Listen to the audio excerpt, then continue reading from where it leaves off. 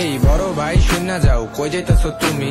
গরু কিনতে হাটে যাবো, তুমিও কি যাইবানি? না ভাই, টাকা পয়সা কম, এবার কুরবানি দিমু না, ভাবতাছি তাই অযথা হাটেও যাবো না। আচ্ছা, গরুর জন্য ভালো হাট আশেপাশে কোথায়?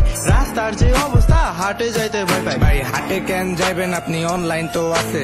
বাস দেওয়ার উপায় তোমার ভালোই জানা আছে। ভাই কুরবানিটা আমি দিমু, গরুটা কিনা নিমু, দেখে শুনা কিনা এনে আল্লাহর রাস্তায় জব দিমু। হাটে যাওয়ার প্রচলন তো এখনো তো আছে, কয়দিন পরে শুনবা গরু বাসায় আইনা দিচ্ছে। কত মানুষ রাস্তাঘাটে শুইয়া বৈশা থাকে, ঈদের মধ্যে আশা করি থাকবো তাদের পাশে। দান হইলো ভালো কাজ, দান করতে হবে, দান করলে দানের সওয়াব তোমার সাথে যাবে। হাটে যাবো, গরু নিমু, কোথায় যাই বলো? গাজীপুরের হাট মনে হয় সবচেয়ে ভালো।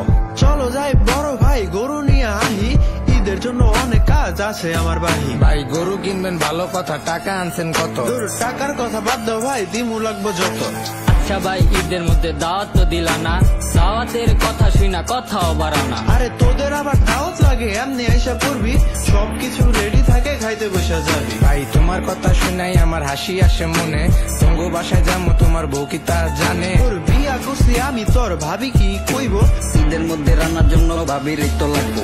অরেঞ্জ স্কোয়াডের সব দর্শকদের জানাই, ঈদ তো আইসা পড়ছে, ঈদ মুবারক ভাই।